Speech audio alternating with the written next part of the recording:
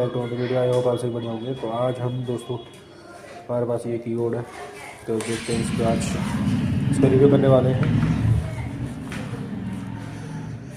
जो कीबोर्ड है इसकी कंपनी का नाम है लेप केयर, ठीक है, इंडिया।